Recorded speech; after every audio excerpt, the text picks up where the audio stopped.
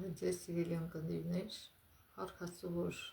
Աստված մինչև հիմա էլ մեզ կյանք տվեց, առողջություն եւ կարող ենք գալ իր ոտքի մոտ ու սովորելինից։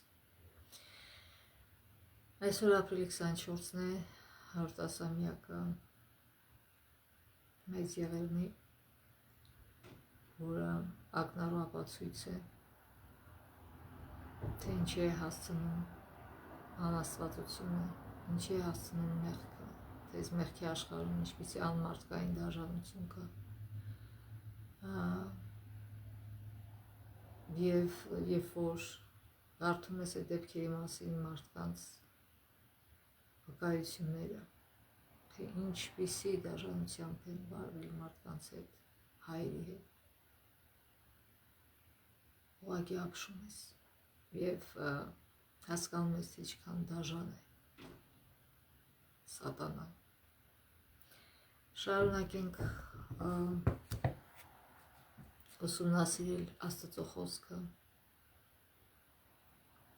Մենք գիտենք, որ այս Երանսիակում մենք ուսումնասիրում ենք մի թեմա, որ կոչվում է ինչպես ուսումնասիրել Աստվածաշնչյան մարգարեությունները։ Հայերը խոշտանգման ենթարկվեցին հենց դրա համար, որ իրենք քրիստոնյա եւ չէին ուզում մուսուլման դառնալ, չէին ուզում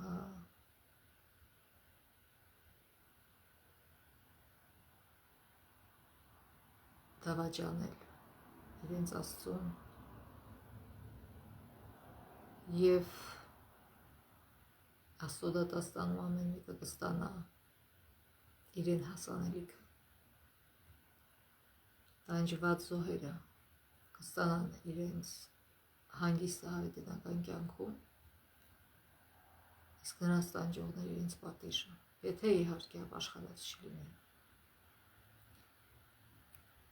Աստվածը, որ շատ ու շատերը ապաշխարեն եւ դարձի գան եւ փրկվեն։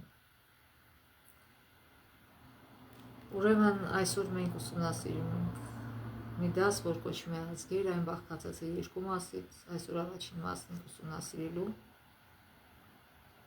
Այսօրվա հիշելու համար է Դանիել 7:14 եւ նրան, այսինքն Հիսուսին, իշխանություն, պատիվ ու թագավորություն տրվեց, որպեսզի բոլոր ժողովուրդները, ազգերը եւ լեզուները նրան ծառայեն։ Նրա իշխանությունը հավիտենական իշխանություն է, որ չի անցնելու եւ նրա թագավորությունը չի կործանվելու։ Այսօր մենք մեր հայացքը կվերցնենք դաժան մեղավոր իրականությունից եւ ուսումնասիրենք Աստծո խոսքը եւ կնայենք այն ապագա երանությանը, որը պատրաստել է մեզ համար Աստված։ Հայտնության գիրք Աստծո լուծումներն է առաջարկում մեր ընկած աշխարհի համար։ Վերջին գլուխներում վերականգնվում է մուտքը դեպի կյանքի ծառը, անեծքը վերացվում է եւ մենք կրկին ընդունվում ենք Աստծո ներկայության մեջ։ Այսինքն Ծննդոց գիրքը, որ մենք կարդանք, գիտենք, որ երբ որ Ադամն ու Եվան մեղանչեցին, նրանց հասանելիությունը մուտքը դեպի կյանքի ծառը փակվեց։ Ինչու? Որովհետեւ այդ կյանքի ծառի շնորհիվ է, որ մարդը հավիտյան ապրում է։ Դրա համար է այն կոչվում կյանքի ծառ։ Դրա պտուղները այնպիսի էներգիա են պարունակում, որ ժամանակ դա ուտելով մարդը հավիտյան ապրում է, ոչ թե նա ունի ինչ-որ անմահ հոգի, որ անկախ է իր մարմնից, այլ ոչ, դա խոսքը գնում է հավիտենական կյանքի մասին եւ ուրեմն սկսվում է մեղքի սկզբով Ծննդոցում, ինչպես այդ մուտքը փակվեց դեպի հավիտենական կյանքը, դեպի կյանքի ծառը, բայց հայտնության մեջ գրում է, որ այդ մուտքը բացվելու է,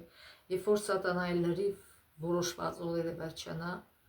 եւ երբ որ բոլորը համոզվեն, թե ինչքան դաժան ու չարեակ է սատանան, այն ժամանակ ամեն ինչ փոխվելու է, Հիսուսը գալու է եւ նոր թագավորություն է ունենալու, որի արքան ինքն է լինելու արդար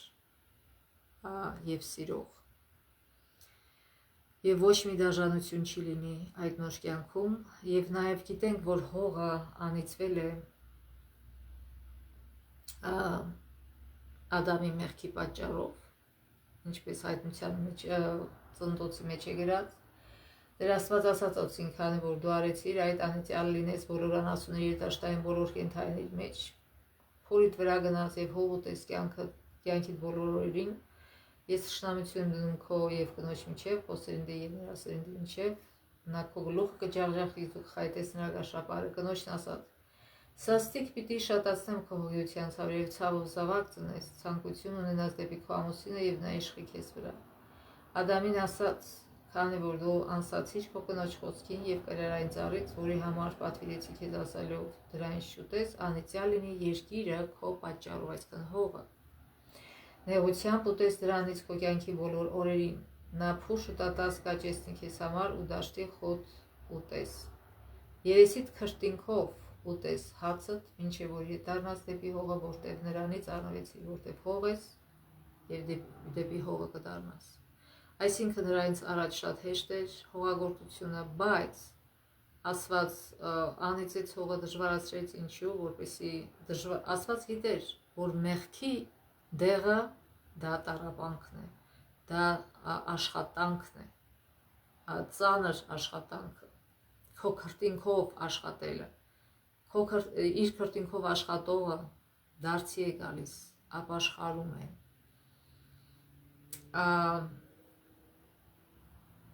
ազնիվ է ապրում։ Հիմա տեսնենք ինչ է տեղի ունենում դրանից հետո։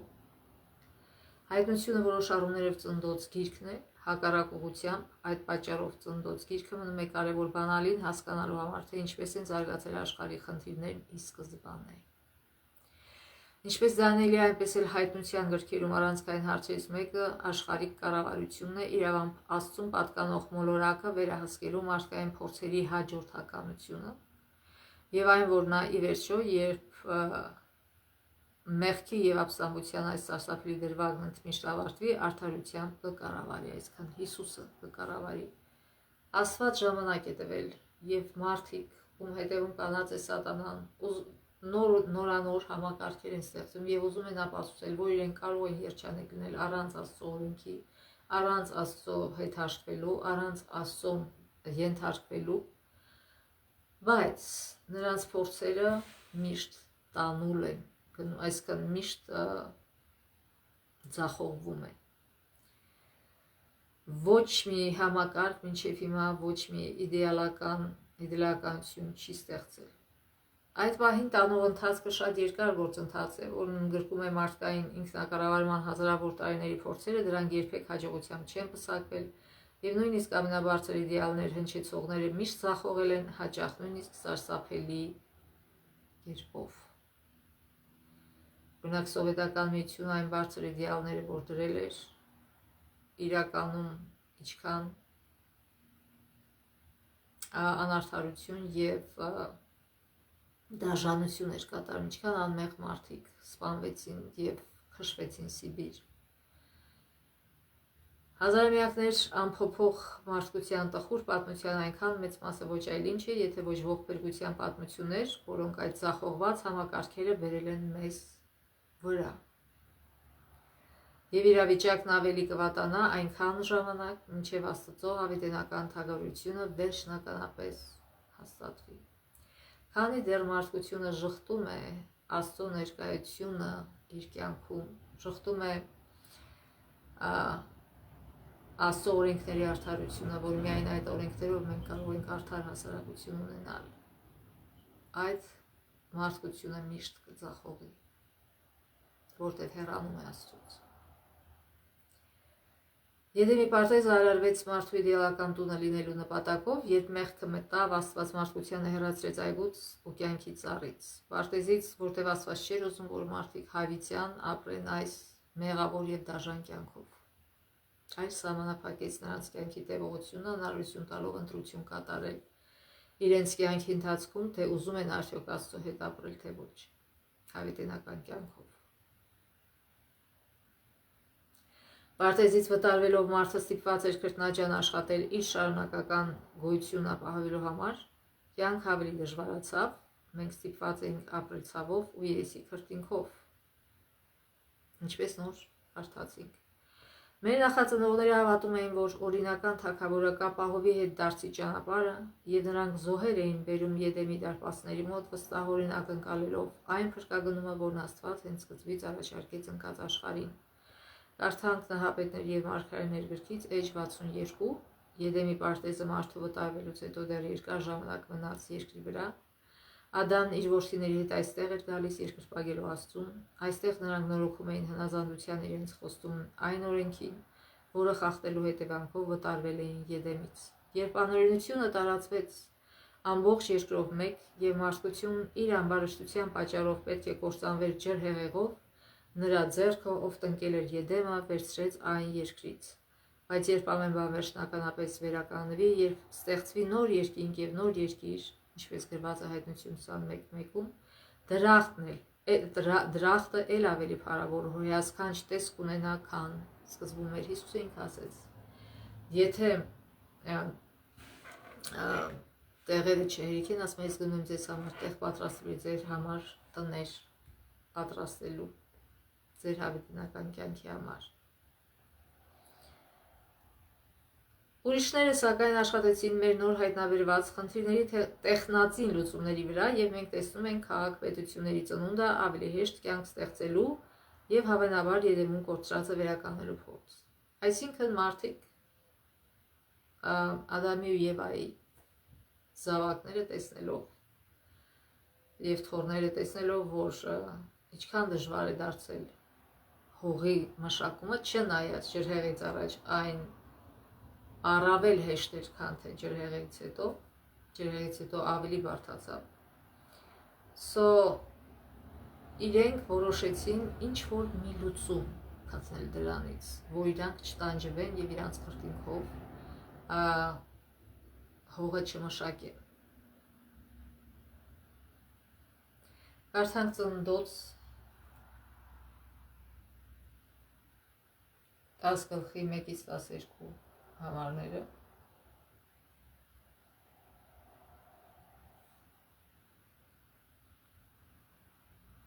Սրանք Հենոյի որդիների Սեմի, Քամի եւ Հավեթի սերունդները ջրհեղեղից հետո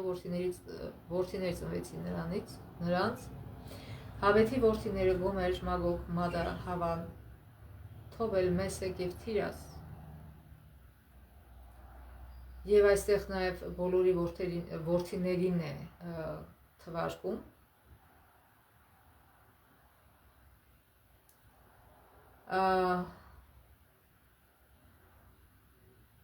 Ուրեմն հետո խոսում է Քամի որդիների մասին։ Քամի որդիները Քուշ, Միսրայիմ, Փութ եւ Քանան, Քուշի որդիները Սաբա եւ Իլլա, Ռիգմա եւ Սեբեթակա, Ռիգմայի որդիները Սաբա եւ Պիթան, Քուշը ծնեց Նեբրոթին, սա քաջամարտիկ դարձավ երկրի վրա։ Սա Տիրոջ առաջ մի զորավոր որսորդ եղավ, դրա համար ասվում է Նեբրոթի պես զորավոր որսորդ Տիրոջ առջև։ Սկզբում նա թագավորեց Բաբելոնի արեքի Աքադի եւ Քաղանեի վրա Սենար երկրում, այդ երկրից դուրս եկավ Ասուրը եւ կառուցեց Նինվեն, Ռոբովթը եւ Քաղան քաղաքը։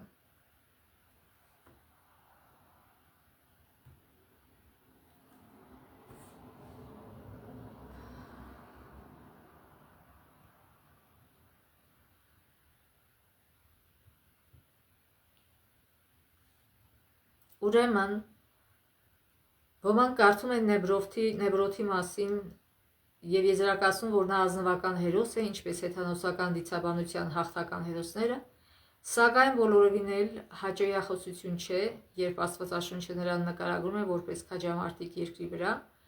եւ Տիրոջ առաջ մի զորավոր որսորդ։ Նեբրոթը հզոր է իր իսկ գնահատմամբ, ոչ թե Աստծո, եւ նա կանում է Տիրոջ առաջ այն իմաստով, որ անդիմանում է Աստծուն, այսինքն դեմ է գնում Աստծուն, կանում է Տիրոջ առաջ։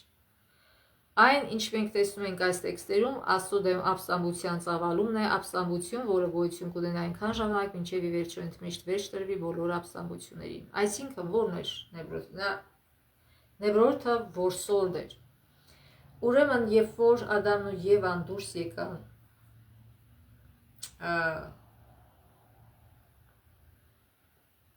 Եդեմից եւ Աստված ինչ ասեց Ադամին եւ Եվային, որ նրանք հոգ տանեն կենդանիների մասին, բայց Նեբրովը սկսեց որսորդություն անել եւ Աստված ավելացրեց նրանց ուտելիքի մեջ դաշտային խոտերը, որոնք շատ առողջարար են։ Աստված գիտեր, որ մեղքի պատճառով շատ պրոբլեմներ պիտի ունենան առողջական մարդիկ եւ նրանց ուտելիքի մեջ ավելացրեց նաեւ դաշտային խոտերը, բայց նրանց չասեց, ես ձեզ թույլ եմ տալիս միս ուտեք։ Եվ մսակերությունը թույլ տրվեց ջրհեղեղից հետո, երբ որ ռուսականություն չկար երկրի վրա, բայց տեսեք, որ Նեբրոթը ապստամբում է Աստծո առջև եւ ասում է, օքեյ, դու անիծել ես հողը, մենք պետք է քրտինք թափենք, դժվարությամբ հողը մշակենք, ուրիշ ձև կգտնենք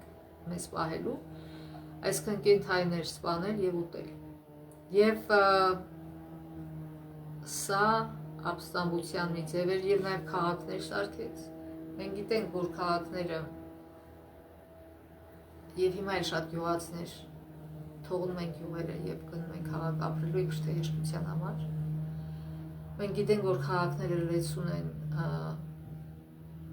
հանցագործությամբ եւ մեղքով։ Շատ հեշտ է մեղքի մեջ ընկնել քաղաքներում եւ Աստծո կամքը երբեք չի եղել քաղաքի գոյությունները եւ մենք տեսնում ենք, որ առաջինը իհարկե Կայենն էր դա արել եւ Նեմրոդը առաջին քաղաքը Կայենն է ստեղծել եւ Նեմրոդը ավելի շատ քաղաքներ ստեղծեց եւ շարունակեց այդ ապստամբության վարքը Աստծո առջև։ Ուրեմն այս ապստամբությունը գոյություն կունենա այնքան ժամանակ, մինչև վերջո ընդմիշտ վերջ կտրվի բոլոր ապստամբությունները, երբ որ Քրիստոսը գա երկրորդ անգամ։ Եվ մենք գիտենք ջրհեղից հետո ինչ տեղ ունեցավ, այսինքն այս ապստամբության պատճառով մարդիկ այնքան ապականվեցին, որ ընդամենը մեկ ընտանիք մնաց մաքուր, արդար, դա Նոյն էր եւ իր 3 որդիները, հարսները, իր կինը։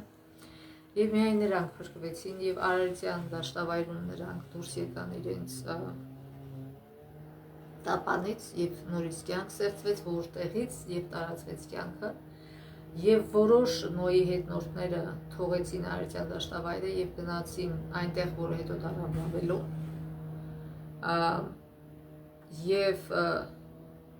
բնական է, որ նրանք բոլորը ընտանիքով խոսում էին մեկ լեզվով, այսինքն մեկ լեզու գոյություն ուներ, ոչ թե շատ լեզուներ։ Բայց մենք գիտենք այդ պատմությունը, որ մարդիկ նորից ապստամբելով Աստծո դեմ սկսեցին կառուցել այդ բարձր աշտարակը, չնայած Աստված խոստացել էր, որ ինքը երբեք այդ ջրհեղեղ, համաշխարհային ջրհեղեղ չի վերի այս երկրի վրա, բայց մարդիկ ցանկանում էին շարունակել մեղքով կյանքով ապրել։ Իրանք չէին ուզում հող մշակել, տանջվել։ Եվ իրանք սկսեցին այդ աշտարակը կառուցել, իհարկե Աստված հենց սկզբից կարող էր այդ աշտարակը քանդել, չթողել, սկսել նույնիսկ, բայց ինքը թույլ տվեց որոշ չափով այդ աշտարակը բարձրանա եւ նույնիսկ հետո չքանդեցել, ինչու, որպեսզի այդ աշտարակը մնա որպես մարդկության հիմարության հուշարձան։ Աստված շատ հեշտ ձևով խառնակեց իրենց, այսինքն մենք շատ ենք խոսացել այդ մասին։ Մարդիկ սկսեցին չհասկանալ իրար, որտեղ Աստված այդ մայր լեզվից տարբեր ճյուղավորումներ ստեղծեց եւ մարդիկ սկսեցին տարբեր լեզուներով խոսալ եւ բաժանվեցին իրարից, ստեղծվեցին ազգերը։ Եվ այս պատմությունից հետո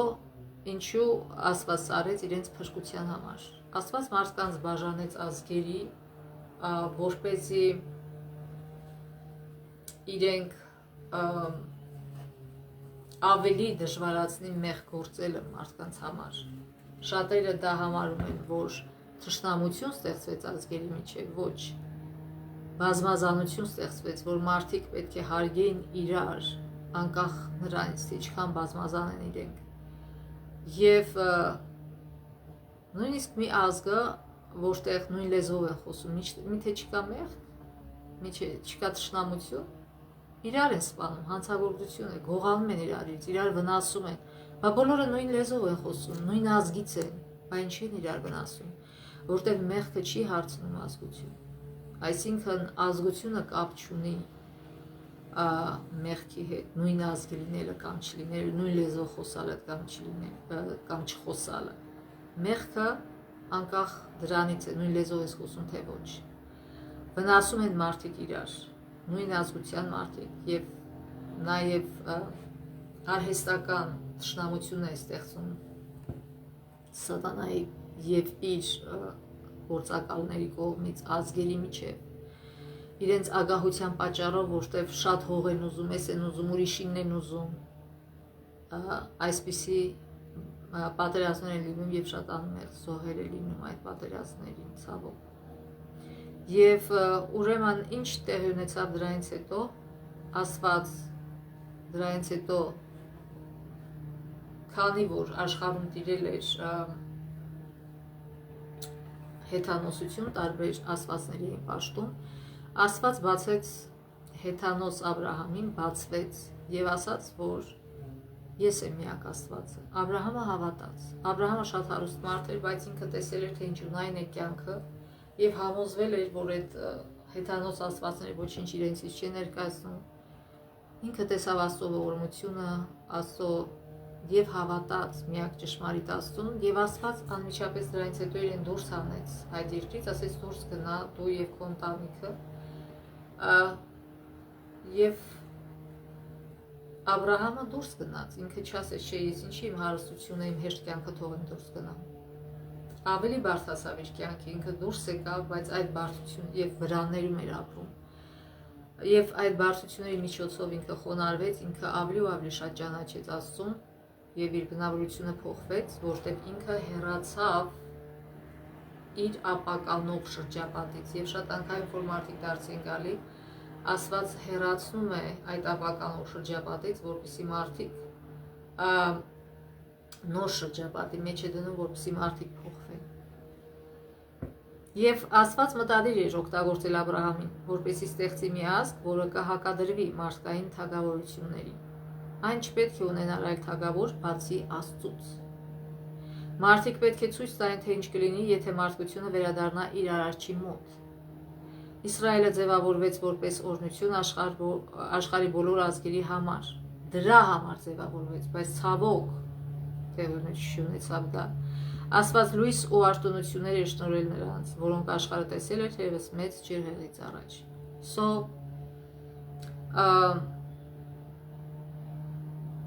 Բոլոր հեթանոս ազգությունները ունեին թագավորներ։ Այդ թագավորները բջնվում էին, այսպես վսեմ, տեսքով դուրս էին գալի, պատերազմներ էին վարում եւ այլն եւ այլն։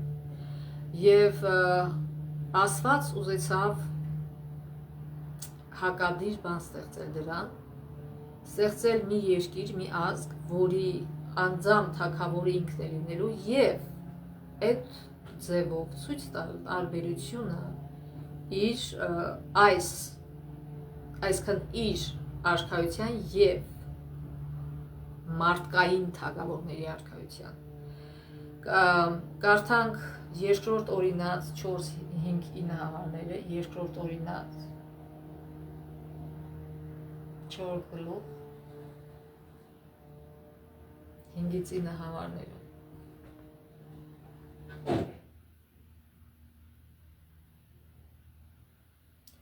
Ահա ես ձեզ սորեցրի կանոններ ու հրամաններ, ինչպես որ իմ Տեր Աստվածը պատվիրեց ինձ, որպեսզի գործադրեք դրանք այն երկրում, որ դուք պիտի մտնեք եւ ժառանգեք այն։ Այժմ պահեք եւ գործադրեք դրանք, որովհետեւ հենց դրա մեջ է ձեր իմաստություն ու խոհամտությունը ազգերի առաջ, որոնք լսելով այս բոլոր կանոնները պիտի ասեն. իսկապես այս մեծ ազգը իմաստուն եւ խոհեմ ժողովուրդ է։ Ուրեմն ինչով էին նրանք տարբերվելու օրենքներով։ Գիտեք, հասարակության բարեկեցությունը որոշվում է ընդունված օրենքներով, եւ եթե օրենքները լավն են եւ կիրառվում են, հասարակության վիճակը լավանում է, այդ հասարակությունը սկսում է ծաղկել։ Բայց եթե օրենքները նույնիսկ լավն են, բայց չեն կիրառվում, այլ արհամարվում է, միևնույն է ոչ մի բան չի փոխվի այդ ազգի մոտ։ Աստված նոր օրենքներ տվեց անցած անգամ մենք ասենք, որ այդ ստրուկ ազգը այդ օրենքների միջոցով դարձավ քաղաքակիրթ ազգ եւ իրենց ապրելակերպը տարբերվում էր հեթանոսներից եւ մտադրությունը դա էր Աստծո, որ իրենց միջոցով ցույց տա տարբերությունը Աստծո թագավորության եւ մարդկային թագավորության։ Եվ այստեղ ասում է, որտեղ այդ որ ազգն է, որի աստվածները այնքան մոտիկ լինեն իրան, ինչպես մեր Տեր Աստվածն ամեն բանում, այսինքն մեր Աստված միշտ մեզ մոտ է եւ միշտ օգնության է գալի, որ խնդրում ենք նրանից։ Եվ այդ որ ազգն է, որ ունենա այնպիսի արդար օրենքներ եւ կանոններ, ինչպիսին այս բոլոր օրենքներն են, որ ես այսօր դնում եմ ձեր առաջ։ Այսինքն Աստծո օրենքները ամենաարդարն են եւ ամենակատարյալն են։ Միայն զգուշ եղիր եւ մեծ ուշադրություն դարձրու քո հոգուն, չլինի թե մոռանաս այն բաները, որ տեսան քո աչքերը եւ չլինի թե քո սրտից դրանք դուրս գան քո կյանքի բոլոր օրերում, այլ դրանք սովորեցրու քո որդիներին եւ որդիների որդիներին։ Ուրեմն իր որդիներին, իրենց որդիներին պետք է սովորեցնեին այս օրենքները եւ նաեւ իրենց միջոցով պետք է հեթանոս ազգերը սովորեին այդ օրենքները։ Այսինքն իրենք պետք է օրինակ ծառայեն, թե ինչպես Աստծո օրենքների միջոցով ինչ ծաղկող հասարակություն է սիրով լեցուն եւ հեթանոսները տեսնելով դա իրենք էլ դարձի կգային, բայց ցավոք դա տեղի չունեցավ իրականության մեջ։ Այլ ինչ տեղ ունեցավ։ Ուրեմն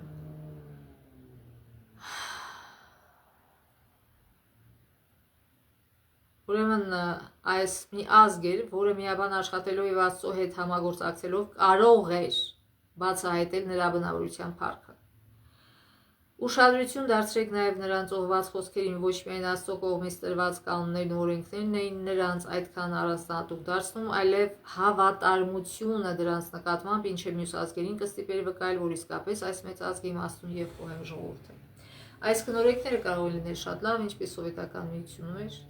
շատ լավ օրենքներ, բայց արհամարվում էին օրենքները, չէին կատարվում, անօրինություն էր տիրում,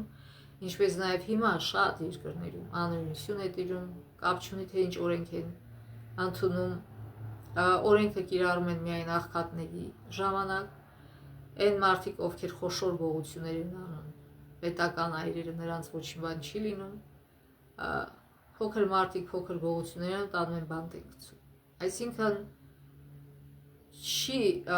կապ չունի թե ինչքան լավն է օրենքը պետք է կիրառվի կյանքում եւ բոլորը պետք է հավասար լինեն այդ օրենքի առջեւ, որպեսզի հասարակությունը նորմալ վիճակում գտնվի եւ ծաղկի, այլ ոչ թե հակառակը։ Որքան էլ սքանչելի լինեին մարդկանց տրված ճշմարտությունները դրանց համապատասխան չապրելը եւ դրանցից հրաժարվել օրհնության փոխարեն անեծք կբերեր, կյանքի փոխարեն մահ։ Ինչը եւ տեղի ունեցավ հрьяաների կյանքում, որովհետեւ այս մյուս մասը կոչվում է ձեզ կտրվի այն, ինչ պահանջեցիք, ինչ ուզեցիք։ Ուրեմն, ինչպես ի սկզբանե հաստատվել էր, Իսրայելը չպետք է ունենար մարդկային կառավարիչ, ինչպես մյուս ազգերը, սակայն ժամանակի ընթացքում Իսրայելի հավատը թուլացավ եւ նրանք սկսեցին փափագել այն, ինչ ունեին ազգերը, այսինքն հեթանոսները։ Կարդանք առաջին թագավորների 8-րդ գլուխ, առաջին թագավորաց 8-րդ գլուխ,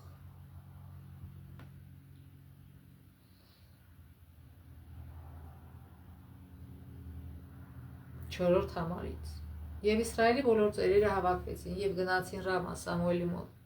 Եվ նրան ասացին, ահա դու ծերացել ես, եւ քո որդիները չեն գնում քո ճանապարհով, արդ մեզ վրա մի թագավոր դիր,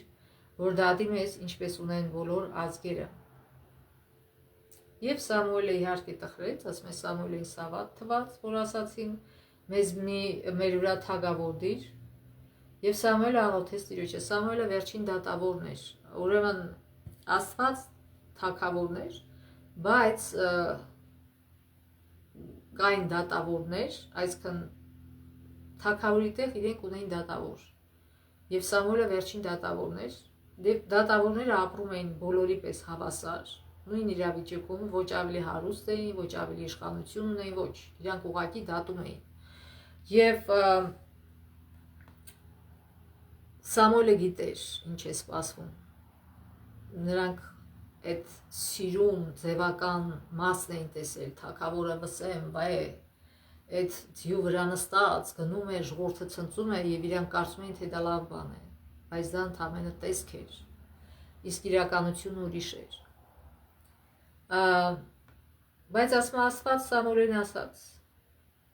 ասում է Սամուել աղոթեց Տիրոջը, եւ Տերն Սամուելին ասաց. լսի ժողովրդի խոսքը եւ այն ամեն ինչ քեզ ասացին, որովհետեւ նրանք ոչ թե քեզ են մերժում, այլ ինձ են մերժում, որ չթագավորեմ իրենց վրա։ Ինչպես բոլոր այն գործերը, որ նրանք արին իմ նկատմամբ Եգիպտոսի նրանց հանելու օրից մինչև այսօր, որ լքեցին ինձ եւ ծառայեցին ուրիշ աստվածների, այդպես էլ անում են քո նկատմամբ։ Եվ հիմա դու լսիր նրանց խոսքը, բայց նրանց հայտնի դարձրու եւ հասկացրու այն թագավորի իրավունքը, որ իշխելու է իրենց վրա։ Այսինքն Աստված ասեց լավ, թագավորին ուզում դիր։ Եվ թագավոր ունենալու պահանջը Աստծո թագավորության մերժում էր նշանակում, ասում քեզ չեն մերժում, ինձ են մերժում։ Ինչպես սահմանվել էր, ազգը պետք է պատասխան տար ուղղակի Արարչին, եւ նրանց հարաբերությունները նրա հետ դրսևորվում էին ի թիվս այլ բաների սրբարանի եւ դրա ծառայությունների միջոցով։ Թագավոր պահանջելով, նրանք իրենց վրա էին բերելու նույն տառապանքները, ինչ կրում էին հեթանոսների թագավորությունները զինվորական ծառայության զորակոչ, թագավորի պատերազմներում, այսինքն խելքին բրթեց, ուզում է գնա պատերազմ, այդ ջահելերին հավաքում է տանում եւ իր ուզածի համար մեռնում են այդ ջահել երեխեքը։ Բռնազավթում, հարկեր եւ այլ չարիքներ։ Նրանք բացահայտելու էին, որ մարդկային տիրակալները հակված են իշխելու հանուն իրենց շահի, այլ ոչ բարեհոգաբար, ինչպես Աստված է անում։ Աստված հոգում էր իր ժողովրդի մասին, բայց այն թագավորը, որ իրենք ուզում էին, իր շահերի մասներում մտածելու, եւ նույնիսկ Աստված զգուշացնում է իրենց, ասում է ձեր լավագույն աղջիկներին կվերցնեն իրենց ծառա կսարքեն, ձեր լավագույն տղերքին կվերցնեն իրենց ծառա կսարքեն, այսինքն դուք բոլորը ստրուկ կդառնաք այդ թագավորի համար։ Ասին ոչինչ, ոչինչ, մենք ուզում ենք, թագավոր ենք ուզում։ Նոր կարգավորումը այլևս անփոփոխ էր լինելու։ Իսրայելը կստանա այն, ինչ պահանջեց, սակայն երբ ժողովուրդը հասկանա, որ դա հետընթաց է, ոչ թե առաջընթաց, նրանց այլևս վերադարձի հնարավորություն չի տրվի։ Առաջին թագավորների 18-ը շատ ուժեղ համար է, լսեք։ Եվ այն օրը դուք կաղաղեք ձեր ընտրած թագավորի պատճառով, ռուսերեն ասում են «будете стенать», այսինքն որ տառապանքից մխկտում ես եւ աղաչում ես, որ փրկի Աստված ձեր ընտրած թագավորի պատճառով, բայց այդ օրը Տերը պատասխան չի տա ձեզ, որտեղ արդեն ուշ է։ Աստված գիտի իր ժողովրդի թուլությունը եւ նա ավելի վաղ կանխացել էր, որ Իսրայելը մարդ թագավոր է պահանջելու, եւ այդպես էլ եղավ, եւ սրբազան պատմության մեծ մասը այդ ընտրության հետևանքների շարադրանքն է, այսինքն թագավորած գրքերը, եթե կարդանք։ Կարդանք երկրորդ օրինաց 17 գլխի 14-ից 20 համարները, երկրորդ օրինաց 17 գլուխ 14-ից 20 համարները։ Ուրեմն այստեղ Աստված ասում է Մովսեսին, ասում է թե ինչ է տեղի ունենալու։ Երբ մտնես այն երկիրը, սա Մովսեսն է խոսում, որ քո Տեր Աստվածը տալու է քեզ, տիրես նրան եւ բնակվես նրա մեջ ու ասես, ինձ վրա թագավոր դնեմ իմ շուրջը գտնվող բոլոր ազգերի նման, իրենք պետք է օրինակ ծառայեն հեթանոս ազգերի համար։ Իսկ հիմա իրենք ուզում են հեթանոս ազգերի պես լինեն։ Անպատճառ քեզ վրա թագավոր կդնես նրան, որին կընտրի քո Տեր Աստվածը քո եղբայրներից, քեզ վրա թագավոր կդնես, դու չես կարող քեզ վրա թագավոր դնել մի օտարականի, որ քո եղբայրը չի։ Այսինքն Աստված ասում է, օքեյ, թագավոր եք ուզում, ձեզ վատություն եք անում, բայց գոնե վստահեք ինձ, որտեղ ես գիտեմ մարդկանց սրտերը, վստահու ինձ հարցրեք, թե ում ընտրեք թագավոր, այլ ոչ թե ձեր աչքիր ուզածով ընտրեք, վայ, Սավուղը սիրուն է, վայ, Սավուղը սենց է, վայ, Սավուղը ճարտարա եւ այլն եւ այլն։ Այսինքն դուք ընտրում եք արտաքինից դատելով, բայց Աստված գիտի սիրտը, եւ Աստված ասում է ձեր իսկ բարության համար գոնե այդ հարցումից լսեք։ Եվ խորհուրդ է տալի, ասում է, օտար ազգից ձեզ թագավոր մի դրեք։ Հիմա էլ շատ պետություններ այդ նույն օրենք ունեն, որ պրեզիդենտ չի կարող լինել օտար ազգի ներկայացուցիչը, այլ այդ երկրի միայն այդ երկրի ազգից պիտի լինի։ Եվ սակայն նա շատ եր չունենա, եւ այստեղ Աստված արգելակներ է դնում, արգելափակումներ է դնում թագավորների առջև, որ իրենք չշատացնեն իրանց հարստությունը, ասում թող ձերին չշատացնի, այսինքն այնքան ունենա, ինչքան որ իրան պետք է ազգին ծառայելու համար։ Այն վաղվա ձերը հիմիկվա ավտոմեքենաներն են,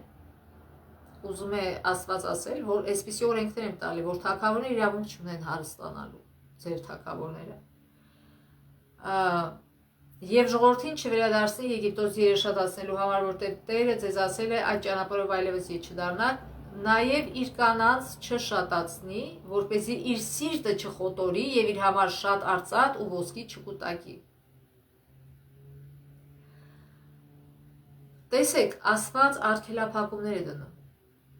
Ասում է թող ագահ չլինի այդ թագավորը, թող չձգտի ինքը իրան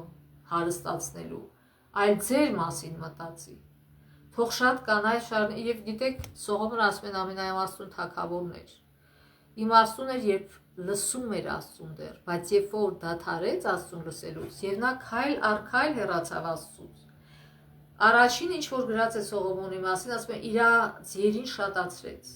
Այսինքն Սողոմոնը չհետևեց այս օրենքներին Աստծո տված թագավորի վերաբերյալ։ Հետո ասում է կանանց շատացրեց, հեթանոսների կանանց վերցրեց, 1000 հատ կին եւ ինչ են ասում, չեմ հիշում այդ բառը, որ կին չէ, այլ նման մի բան է։ Դուք հասկանում եք այդ մարդը ինչ մեծ կարծիք ուներ իր մասին, որ 1000 հատ կին վերցրել էր, դժբախտացրել էր այդ կանանց։ Եվ ինչ դուրս եկավ դրանից հետո ինքը ամենաարդար թագավորից դարձավ ամենադաժան թագավորը, ինքը դաժան լույս դրեց մարդկանց վրա, ինքը նույնիսկ տես ասма շատ արծաթ ու ոսկի չունենա, բայց ասма իր պալատի մեջ ամեն ինչը ոսկուց էր։ Եվ դրա համար ասма շատ մեծ հարկեր դրեց ժողովրդի վրա, ժողովուրդը արդեն Աստծուն կանչում էին դառնությամբ, որտեվ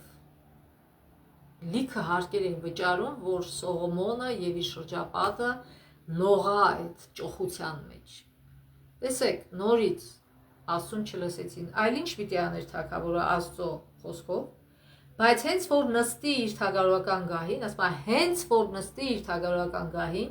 թող գրի իր համար այս օրենքների պատճեն այն գրքից, որ Ղևտացի քահանաների մոտ է, դա իր մոտ թող մնա եւ այն կարդա իր կյանքի բոլոր օրերին, այսինքն թագավորը ամեն օր պիտի կարդար Աստվածաշունչը, ամեն օր պիտի կարդար այդ օրենքները, որպեսզի ինչու, որպեսզի ինքը չտարվեր ագահությամբ եւ իրեն չափի մեջ պահեր եւ մտածեր ժողովրդի մասին, այլ ոչ թե իր շահերի մասին կամ իր հարստանալու մասին, որպեսզի սովորի վախենալ իր Տեր Աստծուց, պահել այս օրենքի բոլոր խոսքերը եւ զգուշությամբ գործադրել այս կանոնները, որ իր սիրտը չմեծամտանա իր եղբայրների վրա եւ այս պատվիրաններից աջ ու ձախ չշեղվի, որպեսզի իր որդիների թագավորությունը երկար տեղ Իսրայելի մեջ։ Այսօր մենք ինչ ենք տեսնում, բոլորին հակառակ իրավիճակ։ Պրեզիդենտ են նստում եւ հարստանում են, սկսում են բյուջեն դրբել, իրենց շահերի համար են օգտագործում, մարդկանց վնասում են, նրանց մասին մտածելու փոխարեն, եւ կարծես թե դեմոկրատիա կա, կարծես թե պարլամենտներում կամ կոնգրեսում նստած են մարդիկ, ովքեր պետք է մարդկանց շահերի մասին մտածեն, իհարկե որոշ չափով կան այդպիսի մարդիկ, որոնք իրոք մտածում են ժողովրդի շահերի մասին, բայց շատերն էլ ծախված են փողին, ծախված են շահին։ Եվ ինչ է լինում, ժողովուրդը տուժում է։ Աստված չի դուզում այս ամեն ինչը։ Իսկ հրեա ազգը տեսել էր մենակ այդ դրսի հեթանոսական թագավորը ճոխ հագուստով, չեն ասում, այդ թագավորը լրիվին ստրուկ ասարքել։ Չլսեցին Աստծո նախազգուշացումները, նաև հետո թագավորները չլսեցին այս գրվածքները, ինչպես կարդացինք Սողոմոնի մասին եւ շատ ու շատերը։ Ուշադրություն դարձնենք այն փաստին, որ Աստված չի ասում ես նրանց թագավոր կտամ, այլ նրա ժողովուրդն է որոշում, որ թագավոր է ուզում։ Աստված երաշխիքներ է սահմանելի ժողովրդին մարդկային կառավարության որոշ չարիքներից պաշտպանելու համար, թեև ինչպես ցույց է տվել ազգի եւ նրա թագավորների պատմությունը, այդ երաշխիքները հաճախ անտեսվել են։ Անպայման կարդացեք բոլոր 4 թագավորած գրքերը եւ տեսեք, թե ինչ է կատարվում, երբ որ թագավորներ են նստում։ Պարզապես Իսրայելի պատմությունը պետք է դիտարկել այն բանից հետո, երբ նրանք որոշեցին թագավոր ունենալ, տեսնելու, թե որքան չարիքներ տեղի ունեցան նրանց հետ այդ թագավորների օրոք։ Թեև որոշ թագավորներ ավելի լավն էին, քան մյուսները, նույնիսկ այդ լավերը շակերտների մեջ սխալներ գործեցին։ Օրինակ Դավիթը, չէ՞, լավ թագավոր էր, բայց ինչքան մեծ սխալներ գործեց։ Սավուղը սիրուն էր, բոյով էր, դրեցին, բայց ինչ արեց։ Էլի մեծ սխալներ գործեց, շատ փառամոլ էր։ Դավիթը շնացող էր, Սողոմոնը հարստության համ էր, համ փառամոլ էր, համ շնացող էր, այդքան կին առավ, համ ագահ էր, մարդկանց համ էլ փառամոլ էր, համ էլ հարստություն սիրող էր, մարդկանց ահավոր հարկերի տակ էր դրել, որպեսզի ինքը լյուքս ձևով ապրի։ Եվ այսօր էլ նույնն ենք տեսնում։ Ասում են ամոթ չի, թագավորը պիտի հարուստ լինի, թագավորը ինչի, այսքան պրեզիդենտ, ինչի, Աստված ասել է դու պիտի հավասար լինես, քո ոչ մի բանով չպիտի քեզ համարես, որ դու ավել ես, ոչ, դու ծառան ես այդ մարդկանց։ Բայց ցավոք մարդիկ չեն լսում։ Հետո ասում են, բա Աստված ինչ անի, որ դուք ինքներդ ձեր գլխին թագավոր եք դնում, Աստծուն չեք լսում, թագավորն էլ ինչ ուզում անում ձեր գլխին, դրանից հետո էլ շարունակում եք պաշտել այդ թագավորին։ Դուք ինքներդ կույր եք, ինչու եք Աստծուն մեղադրում։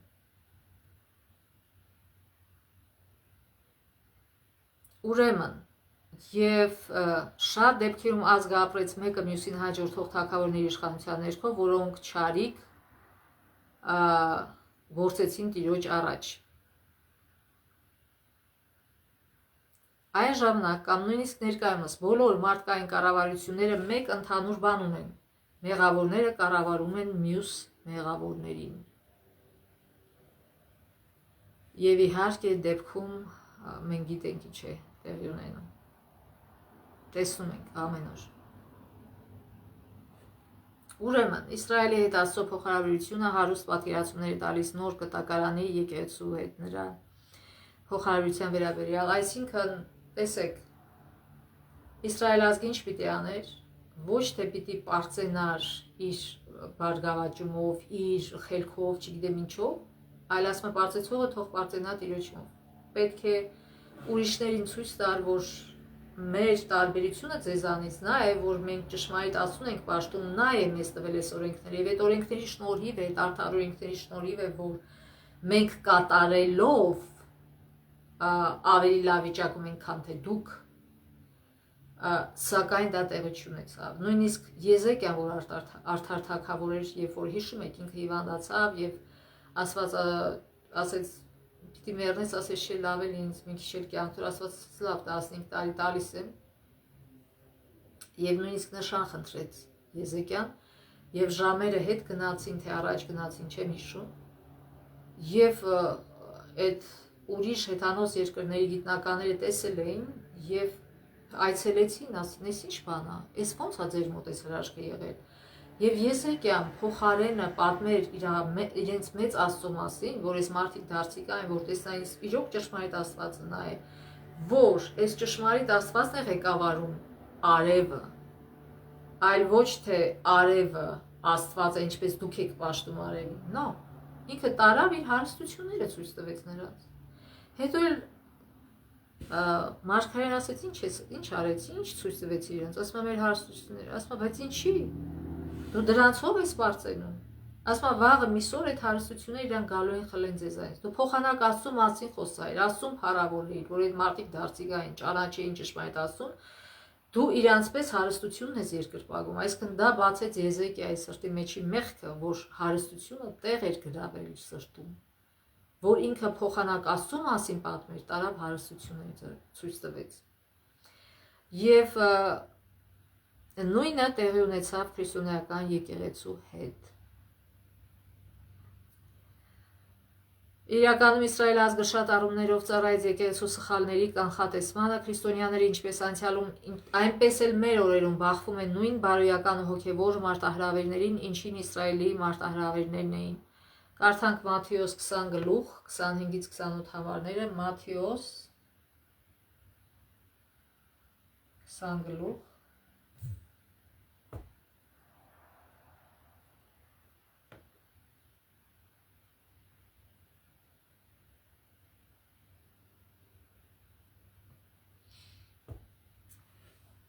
25-ից 28 համարները։ Ուրեմն Հիսուսը այստեղ մի բան է ասում եւ նրա ասելուց առաջ ինչու է Հիսուսը ասում։ Իր աշակերտները վիճում էին իրար միշտ թե ով է իրենցից մեծ, ով է ավելի խելացի, ով է ավելի արժանի, բայց Հիսուսը նրանց կանչեց եւ ինչ ասեց։ Ասում է Հիսուսը նրանց իր մոտ կանչեց 25 համարից եւ ասաց. գիտեք, որ առաջնորդները տիրում են ազգերին եւ իշխանավորները իշխանություն են բանեցնում նրանց վրա, բայց ձեր մեջ այդպես չպետք է լինի, այլ ձեզանից ով ցանկանա մեծ լինել, ձեր ծառան պետք է լինի, եւ ձեզանից ով ցանկանա առաջինը լինել, ձեր ծառան պետք է լինի, ինչպես որ մարդու որդին չեկա, որ իրեն ծառային, այլ որպես ինքը ծառայի եւ շատերի փոխարեն իր կյանքը որպես փրկագին տա։ Այսինքն Իսրայելը չկարողացավ այդ նպատակը կատարել։ Հիմա եկեղեցին պիտի կատարեր։ Եկեղեցին պիտի ցույց տար, թե ով է Աստված, այլ ոչ թե եկեղեցին նմանվեր աշխարհին։ Բայց ցավոք, նույն խնդրեմը ինչ որ տեղի ունեցավ Իսրայելի հետ, նույնը տեղի ունեցավ քրիստոնեական եկեղեցու հետ։ Տեսնենք ինչպես դա եղավ։ Իսրայելը մարդ թագավոր պահանջեց, որն էլ հանգեցրեց ազգի բարոյական անկմանը։ Թագավորներն աստիճանաբար ավելի չարացան, մինչև որ իրավիճակը շտկելու նպատակով Աստված բաբելոնացիներին թույլ տվեց, որ գերեվարեն իր ժողովրդին։ Նման բան տեղի ունեցել քրիստոնեական եկեղեցու պատմության մեջ, թեև հավատացյալները չպետք է կազմավորվեին ինչպես հեթանոց ազգերը, երբ Կոնստանտինը եկավ իշխանության եւ քրիստոնեություն դավանեց, նրանք թեթևացած շունչ քաշեցին, այժմ հալածանքներն ավարտված էին։ Դա ինքնին օրհնություն էր, սակայն հետո եկեղեցին մտածեց, որ կարող է կայսեր իշխանությունն օգտագործել իր շահ իրեն։ Տեսեք։ 4-րդ դարում քրիստոնյաների շրջանում մի շարք խոշոր վեճեր բռնկվեցին, եւ երբ եկեղեցին ի վիճակի չեղավ լուծելու դրանք, դիմեցին կայսրի միջամտությանը։ Այդ պահից ի վեր Հռոմի եպիսկոպոսի կարևորությունն աճեց, երբ նա ժամանակին ավագ եպիսկոպոսներից մեկն էր իրեն հավասարների մեջ, այսինքն բոլորը հավասար էին եկեղեցում, ուղղակի ավագ եպիսկոպոս ունեին, որը հավասար էր նորից բոլորին, որը պիտի ծառայեր, բայց դրանից հետո փոխվեց ամեն ինչ։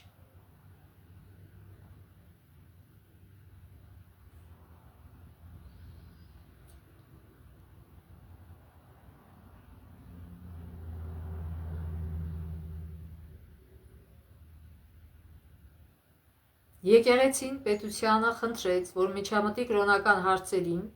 եւ երբ պետությունը ոտք դրեց եկեղեցի, իրավիճակը ավելի վատթարացավ։ Ինչպես հին Իսրայելի, այնպես էլ քրիստոնեական պատմության ամենամուտ էջերի մեծ մասը աշխարհի հետ եկեղեցու փոխզիջման ուղղակի արդյունքն է։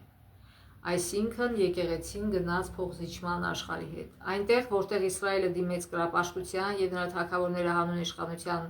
տրվեցին իրենց փչացած ախորժակին, մինչև անգամ երեխաներն էին զոհաբերում կուռքերին, Եկեղեցին աստիճանաբար որդեգրեց հեթանոսական կայսրության բազմաթիվ ձևեր ու մեթոդներ, մինչև որ շատ հավատարիմ հավատացյալներ նահատակվեցին, ընկալվելով որպես սպառնալիք եկեղեցի պետություն ինստիտուտին։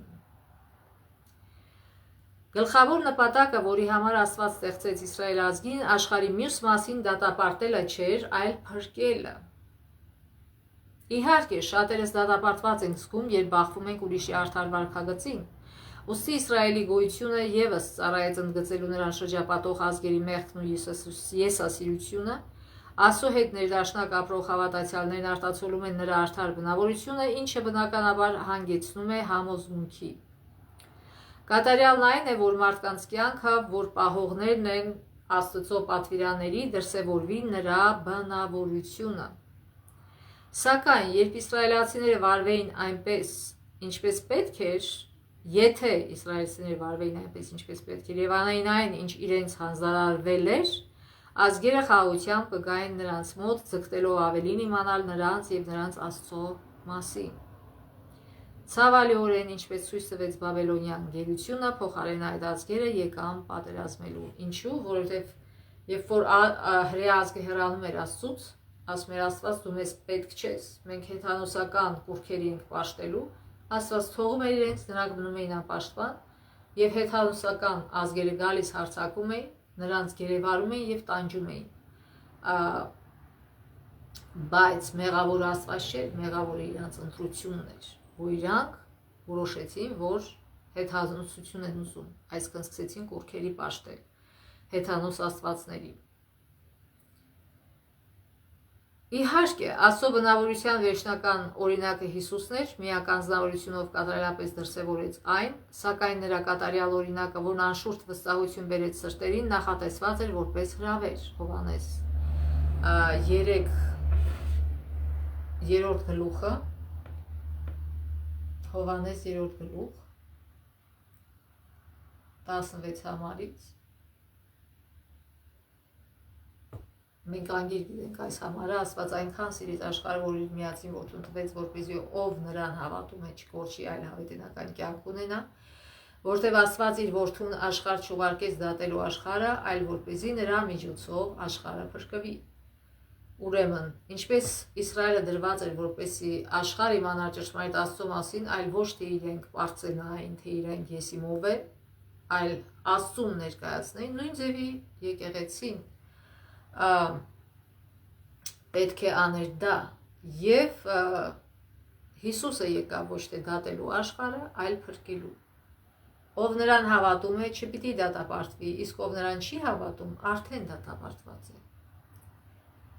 Որովհետև չհավատաց Աստծո միածին որդու անվանը, եւ ահա այս է դատաստանը, լույսը եկավ աշխարհ, սակայն մարդիկ խավարը լույսից ավելի սիրեցին, որովհետև իրենց գործերը չար էին, որովհետև յուրաքանչյուր ոք, ով չարիք է գործում, ատում է լույսը ու չի գալիս դեպի լույսը, որպեսզի իր գործերը հայտնի չդառնան։ Իսկ ամոթալի գործեր են։ Իսկ ով կատարում է այն, ինչ ճշմարիտ է, գալիս է դեպի լույսը, որպեսզի հայտնի դառնա, թե իր գործերը Աստծով են կատարվել, ոչ թե ինքն է լավը, այլ Աստծով է կատարել իր գործը։ Ուրեմն Իսրայել ազգի ստեղծման վերջնական նպատակը նույնն էր, ինչ Աստծո նպատակը եկեղեցու ստեղծման հարցում։ Նա կամենում է իր ժողովրդին օգտագործել մեղավորներին դեպի Քրիստոսը գրավելու համար։ Նրա եկեղեցու միջոցով փոխանցվող 3 հրեշտակների պատգամ ուղղված է ոչ թե ընտրյալների, այլ բոլոր ազգերին ու ցեղերին, բոլոր լեզուներին ու ժողովրդներին, ինչպես գրված է Հայտնություն 14:6 համարում։ Ուրեմն Հայտնություն 18:1 համարը կանխասում է, որ մինչև Քրիստոսի վերադարձը ամբողջ երկիրը լուսավորվելու է Աստծո փառքով։ Դա ինչ է նշանակում, որ Աստծո բնավորությունը ի հայտ կգա, ճշմարտությունը ի հայտ կգա, մարդիկ կհասկանան, թե ով է Աստված եւ ով է Սատանան։ Մարդիկ կհասկանան, թե ինչու է այս աշխարհում այսքան տառապանք եւ այսքան չարություն, այսքան ճշմարտությունը կիմանան։ Վերջում կարդանք մեծ պայքարից Էջ 49:50 Սկզբում լուր եւ գաղտագողի, իսկ հետո ավելի բացահայտ զորանալով եւ իշխանություն ձեռք բերելով մարդկանց մտքերի վրա անօրինության խորհուրդը աստիճանաբար առաջ էր ստանում առաջ էր տանում իր մոլորեցուցիչ ու հայհոյիչ գործը։ Հեթանոսական սովորույթները գրեթե աննկատելորեն ներթափանցեցին քրիստոնեական եկեղեցի, մենք գիտենք որոնք են դրանք, օրինակ Կիրակին, որ արևի պաշտելու օրն է, բայց որ սարքել են շաբաթի փոխարեն են դրել, փոխզիջման եւ համաձայնության ոգին որոշ ժամանակ կասեցվում էր կատաղի հալածանքներով, որ եկեղեցին կրում էր հեթանոսներից, բայց երբ հալածանքը դադարեց եւ քրիստոնեությունը մուտք գործեց արքայական ապարանքներն ու պալատները, Քրիստոսի եւ նրա առաքյալների խոնարհությունը ու պարզությունը փոխարինվեցին հեթանոս քահանաների ու առաջնորդների ցուցամոլությամբ ու հպարտությամբ, իսկ Աստծո պահանջները մարդկային տեսություններով ու ավանդությամբ։ Ինչ ենք մենք տեսնում կաթոլիկ եկեղեցու օրինակի վրա, ինչքան հարստության տեր է դարել, այսքան բացահայտ շքեղության մեջ են ապրում եւ բոլորովին իրենց կյանքը տարբեր է Քրիստոսի եւ Քրիստոսի աշակերտների կյանքից։ Աշխարհը մտել է եկեղեցի եւ ինչքան հեթանոս տոներ իրենք մցրեցին եւ սարքեցին իբր թե քրիստոնեական, այսինքն այդպես խառնելով քրիստոնեությունը եւ հեթանոսությունը։ Կոնստանտին Կայսերի ձևական դավանափոխությունը 4 դարի սկզբին մեծ ուրախություն առաջացրեց եւ աշխարհն արդարության քողի տակ ներխուժեց եկեղեցի։ Այդ ապականիչ գործը արագորեն թափ ստացավ, հեթանոսությունը, որն արտաքուստ պարտված էր թվում, իրականում հաղթող դուրս եկավ եւ եկեղեցում սկսեց գերիշխել նրա ոգին, հեթանոսության ոգին։ Հեթանոսական ուսմունքները, ծեսերն ու սնոտիապաշտությունները միախառնվեցին Քրիստոսի հետևորդ կոչվածների հավատին ու աշտամունքին։ Մարդիկ հիմա այդ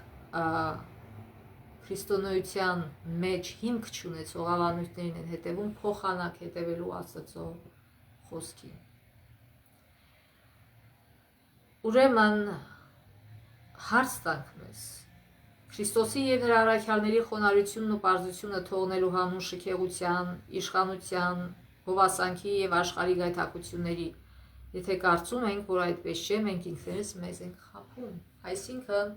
այդ աշխարհիկ հեթանոս ձևերը մտան ոչ միայն կաթոլիկ եկեղեցի, այլ նաեւ բողոքական եկեղեցիներ։ Բողոքական եկեղեցիները սկսեցին հետևել եւ կրկնօրինակել կաթոլիկ եկեղեցուն եւ այն եկեղեցում, որտեղ տիրում է նույն աշխարհիկ մթնոլորտը, որտեղ մարդիկ ագահ են, որտեղ մարդիկ փողամոլ են, ուզում են շատ փող ունենալ, ուզում են շատ հարստություն ունենալ, Աստծուն էլ ուզում են դրա համար օգտագործել, որպես խամաճիկ, որ իրանք հարստանան, իշխանություն ստանան եւ այլն եւ այլն։ Դա քրիստոնեություն չէ։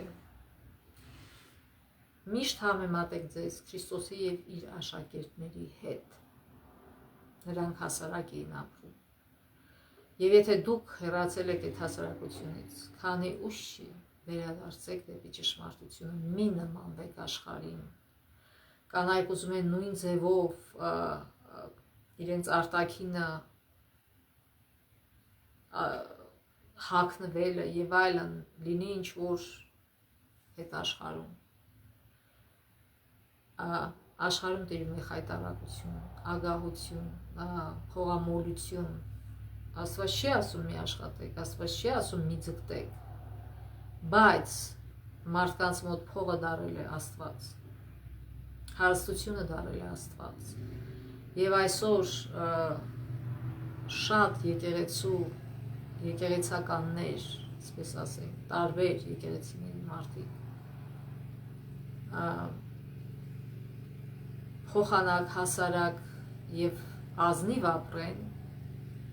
հեռանում են Աստծո օրենքից, հեռանում են Աստծո կարգերից եւ կանոններից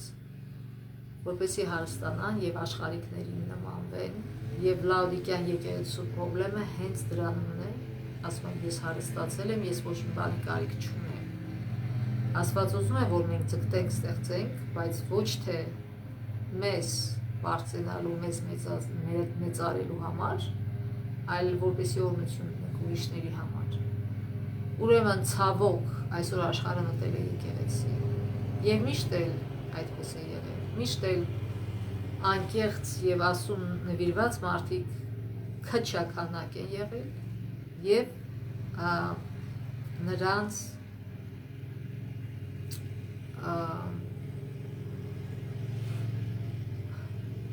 մորաց այդ բառը, նրանց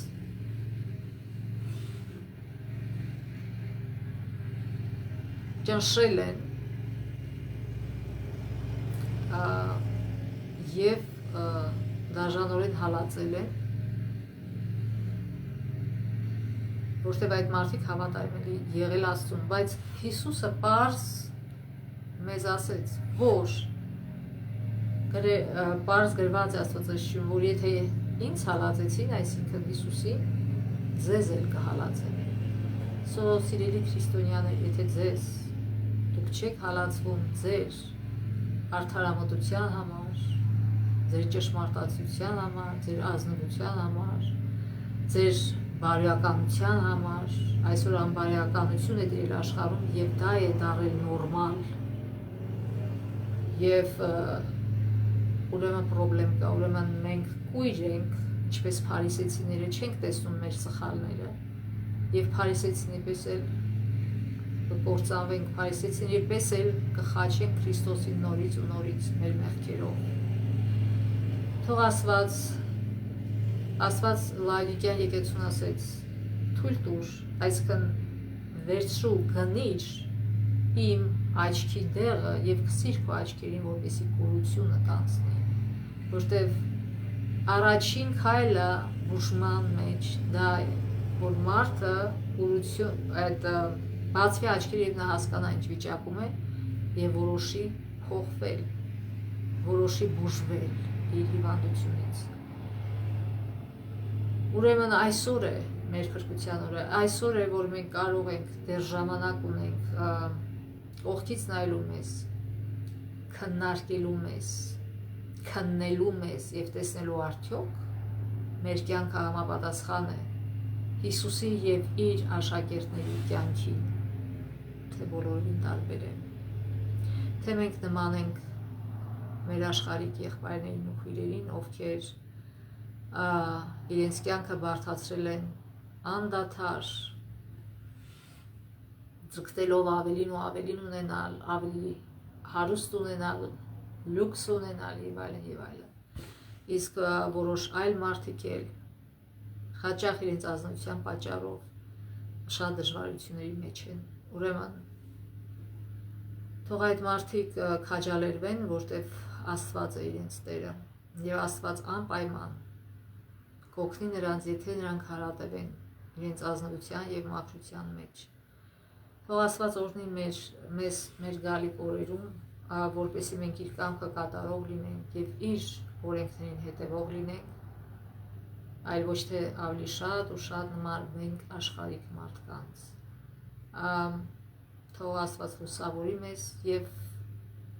Աստված թող ողորմա մեզ, որ մենք սիրենք լույսը եւ գանք լույսին, այլ ոչ թե մերժենք լույսը։ Աստծո ողորմության մինչև մյուս դասը։